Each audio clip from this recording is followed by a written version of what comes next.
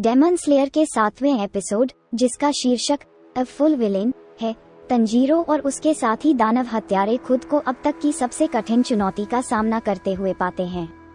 हालांकि उनके सामने बहुत सारी परिस्थितियां हैं, फिर भी आशा की किरणें दिखाई देती हैं क्योंकि वे नई क्षमताओं की खोज करते हैं और अप्रत्याशित स्रोतों से बहादुरी के कृत्यों को देखते हैं।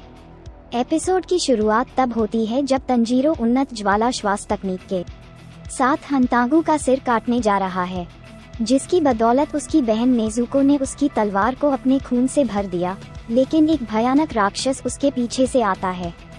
तंजीरो को उसकी उपस्थिति का एहसास होता है और वह सोचता है कि ये दानव संख्या 5 है, लेकिन वास्तव में ये दानव संख्या 5 नहीं है।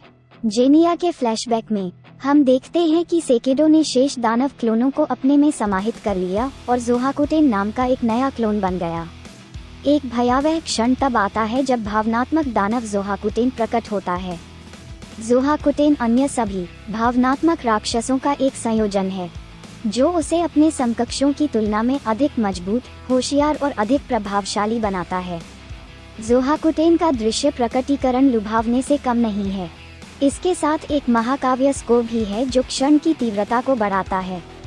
जोहाकुटेन की अच्छे और बुरे की विकृत समझ तंजीरो के लिए चुनौती की एक अतिरिक्त परत जोड़ती है।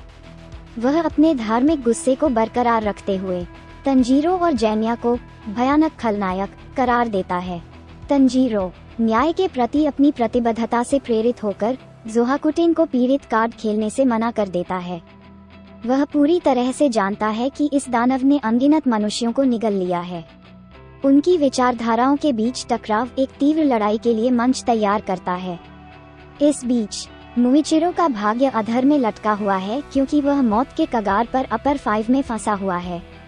पानी में फंसे और सुइयों से छेदे गए मुइचिरो का चित्रण कष्टदायक है, जो अपर 5 की क्रूर प्रकृति को दर्शाता है।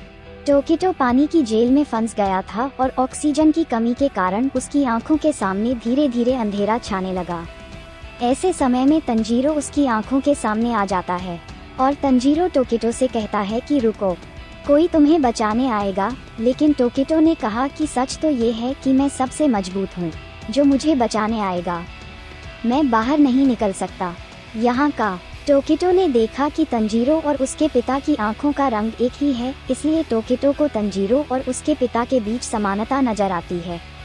दूसरी ओर ऊपरी रैंक 5 हागनेजुका को मारने के लिए गया, लेकिन हागनेजुका अपनी तलवार बनाने में इतना व्यस्त था कि ऊपरी 5 को गोइको के आगमन का पता ही नहीं चला। गाइको ने हागनेजुका पर हमला किया, लेकिन हागनेजुका ने अपना काम नहीं रोका। ये देखकर गायोको बहुत क्रोधित होता है।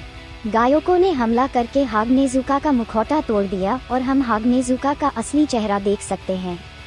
इस बीच कोटेत्सु आता है और टोकिटो को बचाने की कोशिश करता है, लेकिन उस समय गाइकोको की छोटी मछलियों की सेना कोटेत्सु के पेट से टकराती है। लेकिन कोटेत्सु घातक रूप से घायल होने के बाद भी टोकिटो को बचाने की कोशिश करता है और अपने मुंह के माध्यम से टोकिटो को कुछ ऑक्सीजन पहुंचाता है। टोकिटो तब कोटेत्सु को बचाने के लिए उस ऑक्सीजन का उपयोग करता है। टोकिटो ने खुद को पानी के जाल से मुक्त करने के लिए मिस्ट ब्रीथिंग 2 का उपयोग किया और सफल हुआ। यह एपिसोड इस विचार को प्रतिबिंबित करता है कि मानवता को बचाने में हर किसी की भूमिका है। ये केवल राक्षस हत्यारे ही नहीं हैं जिनके हाथ में दुनिया का भाग्य है।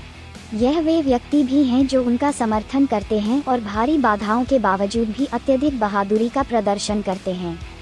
शारीरिक और मानसिक रूप से इन भूमिका निभाने वालों का योगदान राक्षसों के खिलाफ युद्ध में जीत की कुंजी हो सकता है। डेमन स्लेयर सीजन 3 एपिसोड 7 भावनात्मक राक्षसों के खिलाफ एक रोमांचक और चुनौतीपूर्ण लड़ाई प्रस्तुत करता है। चूंकि राक्षस हत्यारे अपने अब तक के सबसे बड़े विरोधियों का सामना करते हैं। यहीं पर हमारा वीडियो समाप्त होता है।